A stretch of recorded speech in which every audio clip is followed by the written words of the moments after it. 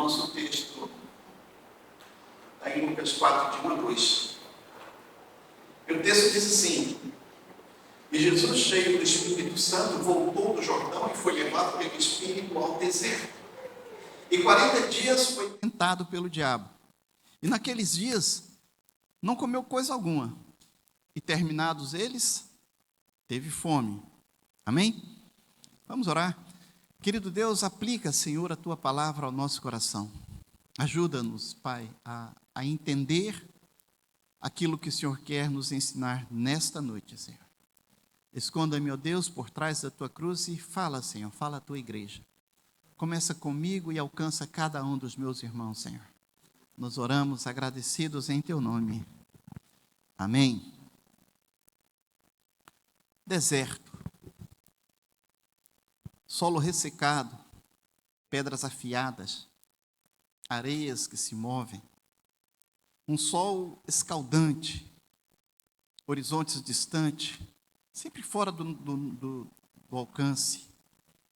Esse é o deserto físico.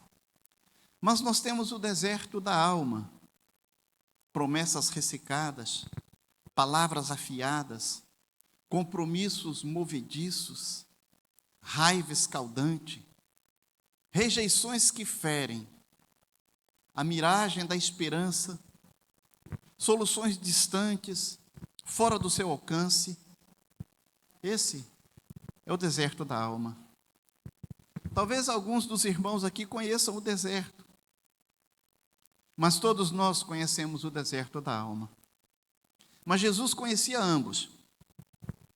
Com a pele ainda molhada das águas do Rio Jordão, ele abandonou a comida, abandonou os amigos e entrou no deserto, terra das feras, das hienas, dos lagartos, dos abutres. O texto diz: ele foi levado pelo Espírito ao deserto, onde durante 40 dias foi tentado pelo diabo. Ele não comeu nada durante esses dias, mas ao fim desses dias ele teve fome. O deserto, amado irmão, não é um tempo típico para Jesus. Ele deixou a normalidade do Jordão e só reencontraria essa normalidade novamente na Galileia. O deserto era e é atípico. Parênteses escuros na vida, na história da vida. É uma estação feroz de encontro face a face com o inimigo. Você não precisa viajar para Israel para experimentar o deserto. Um culto fúnebre cumpre muito bem essa função. Um hospital também. O luto pode conduzi-lo ao deserto. Um divórcio, dívidas, depressão também. Na Bíblia, o número 40 é associado a longas batalhas. Noé enfrentou a chuva por 40 dias. Moisés encarou o deserto por 40 anos. Jesus enfrentou a tentação por 40 dias. Observe, por favor, ele não enfrentou a tentação em um de 40 dias. Jesus esteve no deserto, onde durante 40 dias foi tentado. A batalha, irmãos, não se limitou a 3 perguntas. Jesus, ele passou 1 mês e 10 dias lutando com Satanás. O deserto, querido, é um longo inverno solitário. Médico após médico, currículo após currículo, fralda após fralda, antidepressivo após antidepressivo, coração partido após coração partido. Sabe, deserto é você estar preso em meio a tempestades, há tantos dias que nem se lembra mais como é o sol. Mais um sintoma do deserto. No deserto você pensa o impensável. Quantas pessoas que estão no deserto, ou que atravessam o deserto, eu me pergunto quantas coisas já passaram na cabeça dessas pessoas, e muitas vezes até suicídio, tirar a vida de alguém, coisas impensáveis. E eu me pergunto se Jesus fez isso. Será que essas possibilidades bárbaras passaram pela mente do Senhor? Juntar-se a Satanás? Ser um ditador ao invés de um salvador? Queimar a terra, começar do zero em Marte? Nós não sabemos o que ele pensou. Só sabemos disso: Jesus foi tentado pelo diabo. As palavras de Satanás, mesmo que apenas por um momento, o fizeram parar. Sabe, Jesus, ele não comeu o pão, mas eu penso que ele parou o tempo suficiente na porta da padaria até para sentir o cheiro. 40 dias, estava com fome. Transforma essas pedras em pão. Será que ele pensou nessa possibilidade? Cristo conhece o deserto melhor do que qualquer um de nós podemos imaginar. Afinal de contas, ir para o deserto foi ideia dele. Não culpe Satanás por esse episódio. Ele não foi ao deserto à procura de Jesus. Jesus foi ao deserto à procura de Satanás. Ele foi levado ao deserto para ser tentado pelo diabo. O céu orquestrou esse encontro. Como nós explicamos isso? A palavra revanche significa alguma coisa para você? Porque pela segunda vez na história, uma mente não caída encararia um anjo caído. O segundo Adão tinha vindo para ter sucesso onde o primeiro Adão tinha falhado. Cristo desafiou o diabo a entrar no ringue. Sabe, ele disse: você tem assombrado meus filhos desde o início. Vamos ver o que você pode fazer comigo. E Satanás aceitou o desafio. Durante 40 dias, os dois ficaram cara a cara. O filho do céu foi tentado, mas nunca vacilou. Ele foi golpeado, mas nunca derrubado. Ele teve sucesso naquilo em que Adão falhou. De acordo com o apóstolo Paulo, essa vitória foi uma vitória incrível e teve repercussões para todos nós. O texto diz: consequentemente, assim como a sua transgressão resultou na condenação de todos os homens, assim também um só ato de justiça resultou na justificação que traz vida a todos os homens. Romanos 5,18. Irmãos, acredite nisso. Se você não acreditar, os dias no deserto vão nocautear você. A direita é a luta, o golpe de esquerda é a vergonha de não prevalecer. Faça como uma mulher sem nome. Ela sabe o que é deserto, ela sabia o que era o deserto. Afinal de contas, ela estava caminhando por esse deserto há 12 anos. Nós não sabemos o nome dela, não conhecemos, mas nós conhecemos a sua situação. O seu mundo era escuro como uma meia-noite. Sabe, escuro como uma noite sem lua, muito escuro. Do tipo que dá para tatear e gritar por socorro. Leia esses 3 versículos e veja o que eu quero dizer. Uma grande multidão o seguia Jesus e o comprimia. E estava ali certa mulher que havia 12 anos vinha sofrendo de uma hemorragia. Ela padecera muito sob o cuidado de vários médicos e gastara tudo o que tinha, mas em vez de melhorar, piorava. Irmãos, aquela senhora era um caniço quebrado. Havia 12 anos sofrendo de uma hemorragia, padecera muito, gastara tudo o que tinha, piorava. Estava fisicamente exausta, socialmente excluída. Ela acordava diariamente num corpo que ninguém queria. Não era tocada. Ela tinha chegado à sua última oração. E no dia em que a encontramos, ela está prestes a fazer essa oração. Quando ela consegue chegar perto de Jesus, ele está cercado de gente. Jesus está a caminho da casa de Jairo para ajudar a filha de Jairo. Mais um que caminhava pelo deserto da alma. A sua filhinha estava quase morta quando saíra de casa em busca de socorro. E logo mais ele receberia a triste notícia de que ela viera a falecer. Jairo era um dos homens mais importantes da comunidade. Quais as possibilidades de Cristo interromper essa missão urgente com uma pessoa tão importante, uma autoridade tão grande na cidade? para ajudar uma pessoa como aquela mulher? Mesmo assim, ela se arriscaria. Porque dizia: se tão somente tocar nas suas vestes, eu sararei. Uma decisão arriscada. Para tocá-lo, ela teria que tocar as pessoas. E ela era considerada imunda. Se alguém a reconhecesse, ela corria o risco de ser espancada, apedrejada. A Deus cura. Mas qual a escolha que ela tem? Ela não tem dinheiro, ela não tem influência, não tem amigos, não tem soluções. Tudo que ela tem é essa ideia que parece uma ideia maluca, de que Jesus pode ajudá-la e a esperança de que Jesus fará.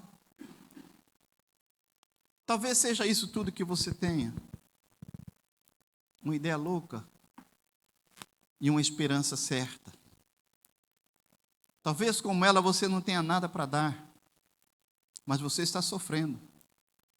E tudo que você tem a oferecer para Jesus é a sua dor. Talvez isso tenha impedido você de ir até Jesus. Talvez você tomou um passo ou dois na direção dele, mas então você viu as outras pessoas em volta de Cristo. Sabe, elas pareciam tão limpas, tão arrumadas, tão perfeitas em sua fé, que quando você as viu, elas bloquearam a sua visão de Cristo. E aí você recuou. Se isso descreve a sua situação, observe com cuidado, irmão. Que naquele dia, a única pessoa que foi elogiada por ter fé não foi um doador rico, não foi um seguidor leal, mas foi uma mulher marginalizada, uma mulher envergonhada, que se agarrou à sua ideia de que Jesus poderia ajudar, e a sua esperança de que ele realmente faria. O que, falando nisso, não é a definição ruim de fé. Uma convicção de que ele pode e uma esperança de que ele fará. Isso parece bastante com a definição de fé dada na Bíblia. Sem fé é impossível agradar a Deus, pois quem dele se aproxima precisa crer que ele existe e que recompensa aqueles que o buscam. Precisamos nos aproximar de Cristo com fé. A situação pode estar difícil. Eu não sei quanto tempo você tem caminhado pelo deserto, irmão. Não sei quanto tempo. Alguns de nós estão há anos. E parece que nunca chegamos ao oásis. Mas se nós temos a convicção e a certeza de que Jesus pode, que Jesus vai ajudar, então nós devemos continuar a nossa caminhada, seguindo com fé. Talvez, irmão, uma mulher rica jamais teria reconhecido o poder de um toque no manto de Cristo. Mas essa mulher, ela estava doente. Agora, quando o dilema dela se encontrou com a dedicação de Cristo, um milagre aconteceu. A parte dela na cura não foi tão grande, mas foi muito corajosa.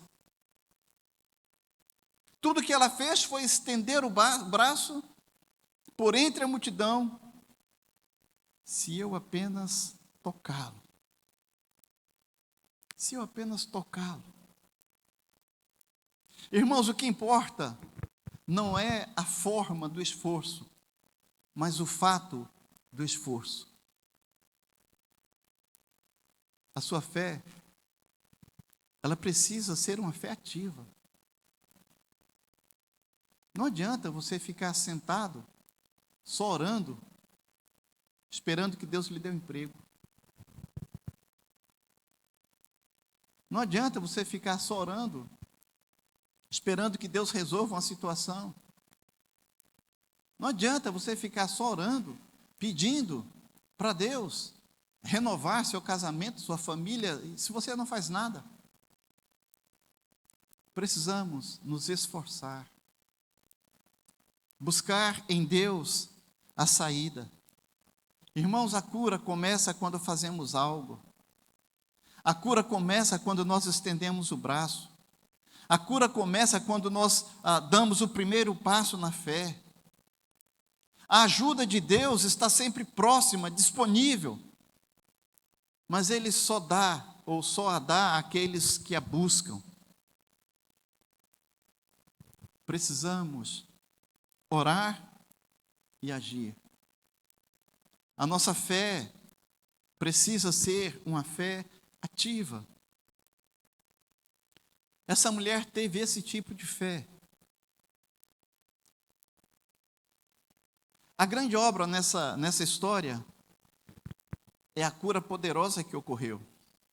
Mas a grande verdade é que a cura começou com o toque da mulher. Com aquele pequeno gesto, mas corajoso, ela experimentou o poder e a ternura de Cristo. Quando ela toca nas vestes do Senhor, voltando-se, Jesus a viu e disse: ânimo, filha, a tua fé te curou. E desde aquele instante, a mulher ficou curada. Que caminhada, irmãos. 12 anos. 12 anos no deserto. 12 anos que para ela já não tinha mais solução. A última saída, a última oração era aquela: se Jesus não resolver...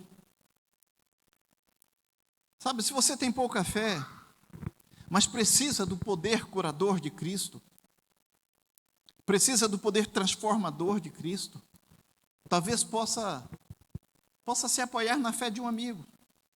Esse é o tipo de fé que Jesus testemunhou quando viu um homem ser baixado pelo buraco do teto da sua casa, em que Jesus estava ensinando. Marcos 2, versos de 1 até o versículo 12. Era mais um no caminho do deserto da alma, mas que estava muito próximo de chegar ao seu oásis. Nós não sabemos onde ele nasceu. Não sabemos se nasceu paralítico ou se ele se tornou paralítico, a Bíblia não fala. Mas o resultado é o mesmo: dependência total dos outros. Ninguém... ele dependia de todas as pessoas. Alguém precisava lavar seu rosto, limpar o seu corpo. Aquele homem não conseguia nem fazer uma caminhada. Quando as pessoas olhavam para ele, não viam um homem, viam um corpo que precisava de um milagre. Mas não era o que Jesus via. Mas isso era o que as pessoas viam. E certamente era o que seus amigos viam. Por isso fizeram o que qualquer um de nós provavelmente faríamos por um amigo. Eles tentaram conseguir ajuda para ele. Então ouviram de um carpinteiro que tinha se tornado um mestre e que estava na cidade, que fazia muitos milagres. E quando seus amigos chegaram ao local, a casa estava cheia. As pessoas bloqueavam a entrada. Crianças estavam sentadas nas janelas. Outros ficavam na ponta dos pés tentando enxergar por cima dos ombros alheios. Como esse pequeno grupo de amigos conseguiria chamar a atenção de Jesus? Eles tiveram que tomar uma decisão: entramos ou desistimos? O que teria acontecido, irmãos, se esses amigos tivessem desistido? O que teria acontecido se tivessem dado de ombros e murmurado sobre a multidão ser grande demais e a comida estar esfriando em casa? E se tivessem dado meia volta e voltado para casa? Afinal, já tinham feito uma boa obra trazendo o amigo até ali. Quem poderia culpá-los por desistirem? A verdade é que existe um limite para aquilo que se pode fazer por um amigo. Mas esses amigos ainda não tinham chegado ao seu limite. E um deles teve uma ideia. Os 4 se inclinaram ali sobre o paralítico, discutiram um plano de subir até o teto da casa, de fazer um buraco no telhado, de baixar o amigo amarrado ali pelos cintos. Era arriscado. Eles poderiam cair. Era perigoso. O amigo poderia cair. Não era nada ortodoxo. Quebrar o telhado, isso era antissocial. Era intrusivo. Jesus estava ocupado, mas era a única chance de ver Jesus. Então eles subiram no telhado. Irmãos, a fé faz esse tipo de coisa. A fé faz o inesperado. A fé, ela chama a atenção de Deus. Veja o que Marcos diz, em Marcos 2,5. Vendo a fé que eles tinham, disse Jesus ao paralítico: filho, os teus pecados estão perdoados. Finalmente, alguém apostou nas palavras de Jesus. 4 homens tiveram esperança e amor por seu amigo e se decidiram a arriscar. A marca no teto era um sinal do alto. Alguém acreditava. Alguém estava disposto a se arriscar, a ser envergonhado. Sabe, se machucar em troca de alguns momentos ali com Galileu. Jesus, ele se comoveu com a cena de fé. O pedido dos amigos era válido, mas tímido. As expectativas da multidão eram altas, mas não altas o bastante. Esperavam que Jesus dissesse: você está curado. E em vez disso, ele disse: os teus pecados estão perdoados. Esperavam que Jesus tratasse o corpo, porque era o corpo que eles viam. Mas Jesus decidiu tratar não só o corpo, mas também o espírito, porque era o que Jesus via. Deus não vê como vê os homens. Os homens olham para a aparência, mas Deus, Ele olha para o coração. Oh, meu irmão, quantas vezes nós podemos ajudar os nossos irmãos e quantas vezes nós nos negamos de carregar a maca. Quantas vezes nós dizemos: isso não é problema meu. Quantas vezes nós poderíamos colocar o irmão nas costas e levá-lo até Jesus? Mas muitas vezes nos recusamos. Pesado demais, difícil demais, impossível. Todos nós precisamos de amigos. E é nos momentos mais difíceis que os verdadeiros amigos se revelam. Não perca a oportunidade de carregar, de ajudar, de apoiar um amigo. Não se excuse. Você pode salvar uma vida. Muitas vezes você pode salvar uma família. Não se esconda. Apresente-se e sirva. Seja amigo. Foi isso que esses amigos fizeram. E Jesus decidiu não apenas tratar o corpo, mas cuidar do espírito. Sabe, eles queriam que Jesus desse ao homem um corpo novo para que ele pudesse andar. Mas Jesus deu graça para que o homem pudesse viver, oh glória. E todos ficaram atônitos e glorificavam a Deus. 2 imagens de fé que causaram milagres. Uma mulher que estendeu o braço. Amigos que se aproximaram. Jesus respondeu em ambas as vezes. Ele fez o impossível por eles. E Ele fará o mesmo por você. É o mesmo Senhor. É o mesmo Deus. Busque ao Senhor. Confie na obra de Deus. Confie na palavra de Deus. Não confie em suas próprias emoções. Não confie em suas próprias opiniões. Ouça apenas a voz do Senhor. Novamente, Jesus é o nosso exemplo. Lembra como Satanás o atormentou? Se você é o filho de Deus,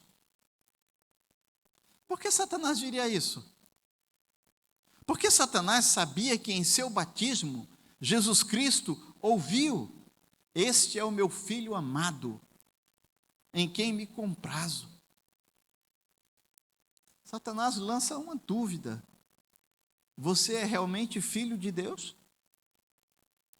Satanás perguntou. Então veio o desafio: se você é, prove. Prove fazendo algo. Mande que essas pedras se transformem em pães. Jogue-se daqui para baixo. Tudo isso lhe darei se você prostrado e me adorar. Faça alguma coisa, você não é o filho de Deus? Prove. Que sedução sutil. Satanás, ele não denunciou Deus. Ele simplesmente levantou dúvidas sobre Deus. A sua obra basta? Obras terrenas, como a transformação do pão, ou o pulo do pináculo do templo, recebe o mesmo valor de obras celestiais. E o diabo ainda tenta transferir, mesmo que de uma forma sutil, a nossa fonte de confiança da promessa de Deus para o nosso desempenho. É isso que ele tenta fazer, irmãos. Prove, faça isso, faça aquilo. Porque se você não fizer, você então não é filho, você de fato é filho. Veja o seu desempenho. E Jesus diz apenas: creia. Eu não sei como você tem sido tentado.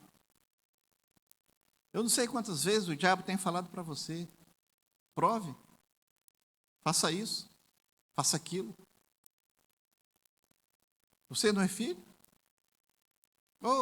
Ele vai te perdoar.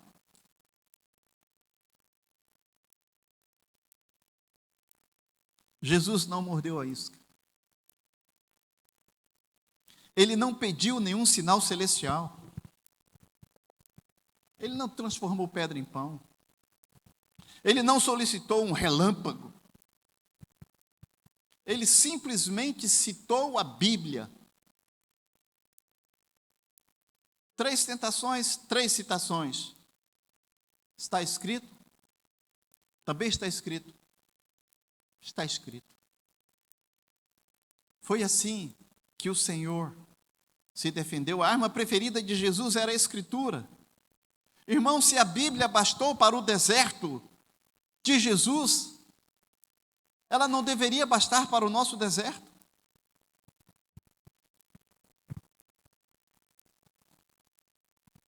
Não perca a mensagem aqui, querido. Tudo o que você e eu precisamos para a sobrevivência no deserto está no livro de Deus. Está aqui. Só precisamos ouvir o que Deus está falando conosco. Tudo que precisamos está aqui. Às vezes a gente se perde por não ouvir o que Deus fala.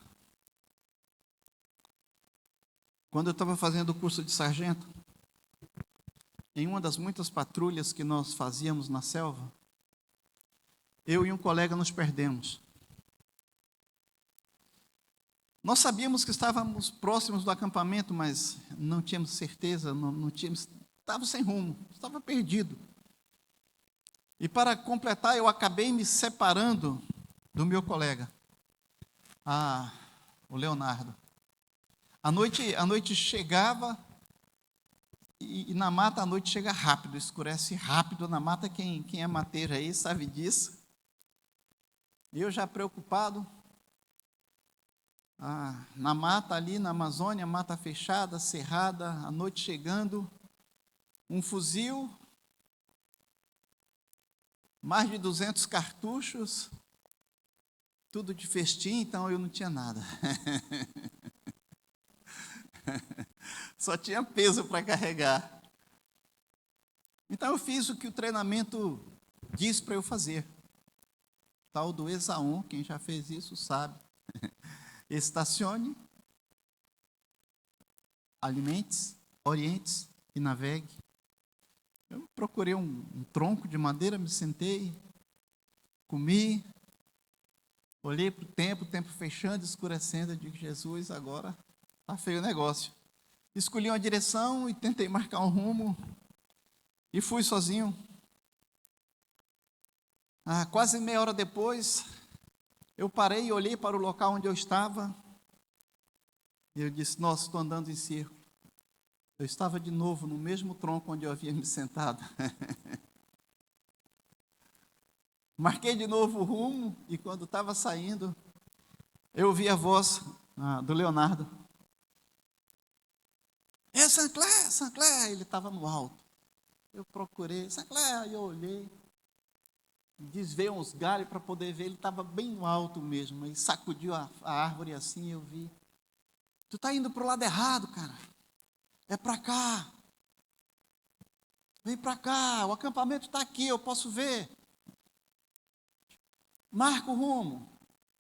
Aí eu marquei o rumo, estou descendo. E daí ele desceu da árvore.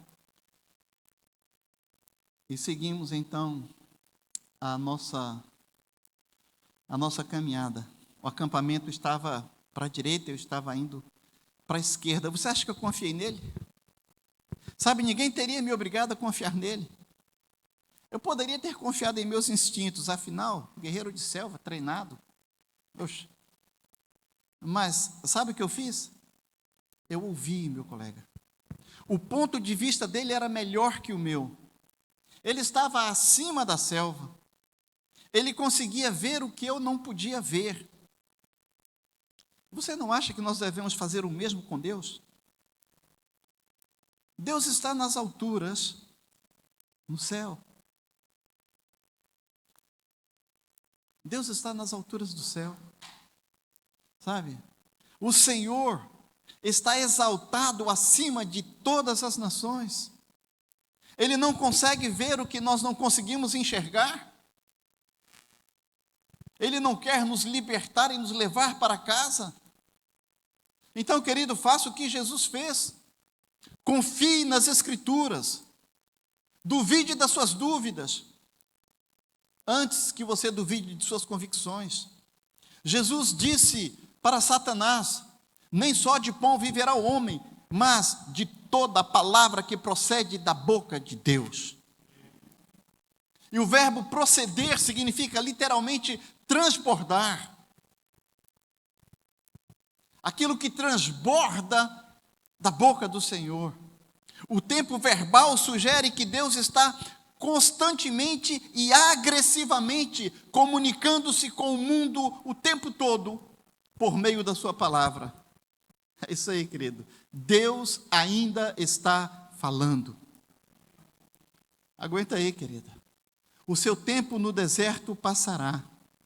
O de Jesus passou. Observe o versículo 11 do texto.